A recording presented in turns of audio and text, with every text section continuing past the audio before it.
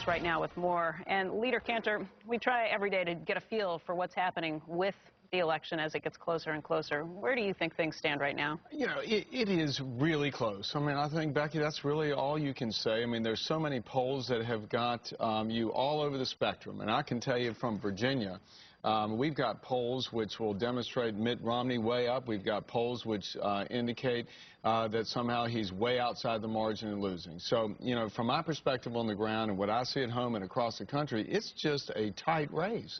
And we're going to run this thing through the tape.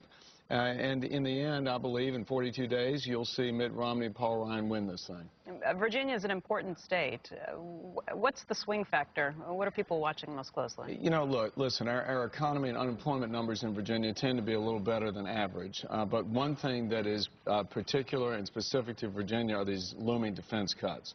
We have a very rich heritage of participation in the defense of our country and the Commonwealth, and with the ability for us to go forward as a country, Virginia plays a very important role. And when you see the president refusing to get involved with substituting these defense cuts, it'll have a real impact on the communities across our Commonwealth, and it means real jobs, and it will mean real layoffs, and I believe that will end up winning Virginia for Romney. You know, it's interesting, though, if you're looking at this as a voter, you could pick anybody to blame for this as we head towards the fiscal cliff. Why do you think it goes back to the president on this? Well, you know, when the entire debt ceiling debate culminated back in the last year, you recall the resolution at the time to avoid going over that cliff was that we put in place this agreement that the super committee was supposed to come up with the remaining cuts that we were unable to do so with the White House.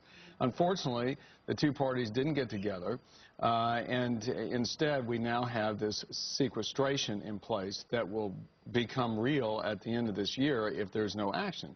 The House of Representatives back in May put forward our solution, said, hey, these are the cuts that we want to put in place instead of the indiscriminate cuts that are going to impact our ability to defend this country. But the president, Harry Reid, none of them have acted. And it's the lack of leadership on the part of this White House, honestly, that has gotten us to where we are. And if you look at any issue, and I know whether it is energy policy, tax policy, policy to encourage entrepreneurs in this country, I just think the president has demonstrated a lack of leadership, and I think that's why you're seeing these polls doubt his ability to solve the problems, because frankly he's in over his head. Am I correct in thinking, a lot of people think that nothing can get done in Washington these days. Am I correct in thinking that the two parties don't even talk at this point? No, that's not correct, Becky. I mean, I think that we have gotten to the point now, 42 days out from the election, that folks are waiting to see some resolution. But there are two big issues that we sort of wrangled over last year that we couldn't get beyond, and those are taxes and really health care. And this election is going to be dispositive on taxes, I can tell you that, because the president has made very clear he wants taxes to go up. And again, if Mitt Romney wins this thing, which I think he will, he's already said we don't think that taxes should go up, especially in a difficult economy. Eric, the president says it's only going up on rich people.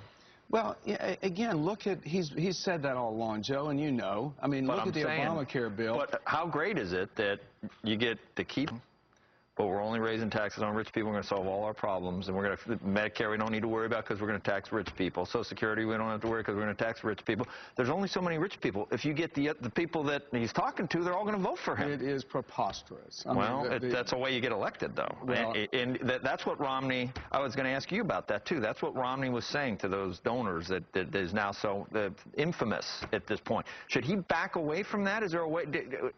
When you heard it, here's what I heard, Joe, and I do think that this is where Mitt is, where Paul is, and where our party is frankly, we want to be able to afford a safety net for people who need it, okay? And what I think Mitt was saying was you have got a growing number of people, frankly, needing the safety net or relying upon it, and our goal is to want less people to need that safety net and get more people back into work and being productive, which is why what this election is really about is getting a leader who understands how to create an environment for jobs so we can help families and make life work for people again. That's really what we're talking about. But Eric, whoever wins, do they have a mandate?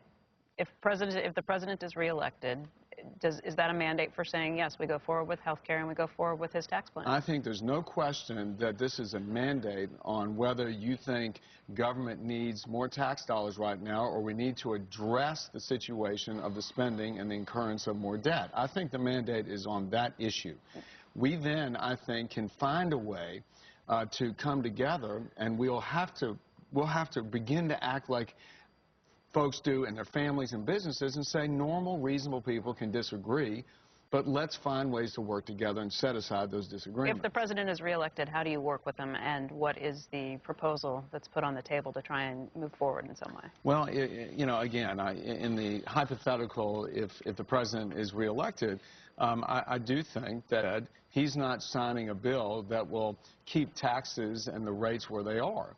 Now we'll have to see what kind of sort of growth in revenue that he is talking about and what form that's going to take. I mean, I think Mitt Romney has said all along, too, that in tax reform, we want to bring down rates for everybody, but he's also said he wants to close some loopholes. And he's also said he'll work with the Congress to figure out exactly what it is. And that's really what's been the problem, Becky, over the last 2 years. This president has been absent on Capitol Hill. In the poll yesterday that came out, it was Obama had a 3-point lead with Politico, GW, George Washington, and Battleground. But within that poll, they looked at middle-class voters. And Romney has a 14-point lead among middle-class voters, and they represent 54% of the country. So he's got different coalitions that get him up to the plus 3%. But for all the talk that we hear about trying to help the middle class has suffered more than just about any other group of people over the last 4 years.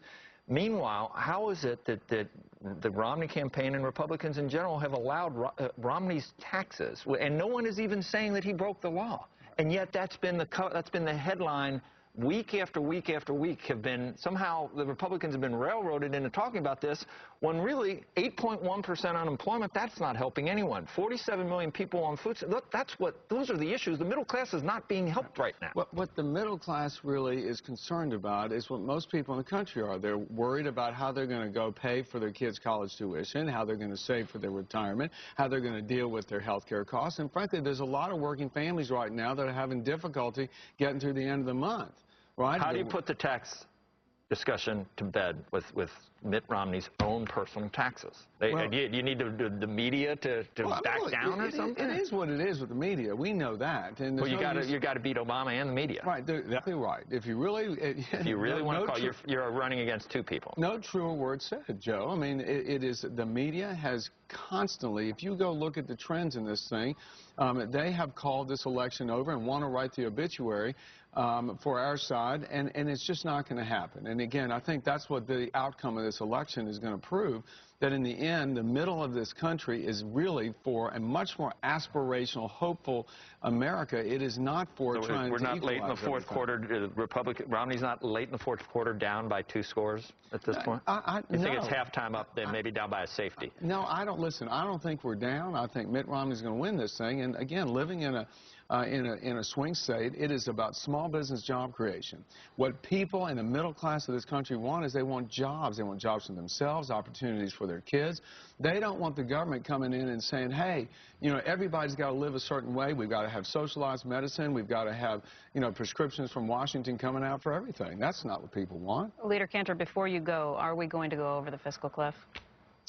I don't think that we're going to go over the fiscal cliff. I know that I want to do everything I can to make sure we don't. We've got to win this election first, and we've got to make sure that we continue down the path that really the House of Representatives has tried to go for the last 2 years, which is trying to solve the problems.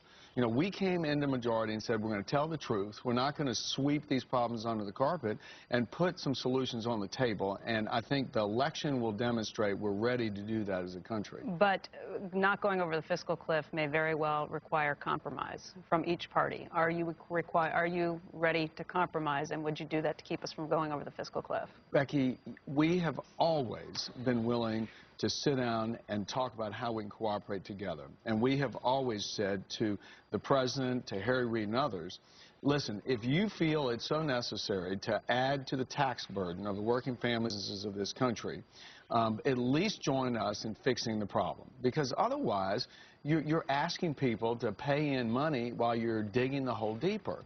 That will only encourage more incurrence of debt, less investment for the future in this country, and we'll end up paying more of an interest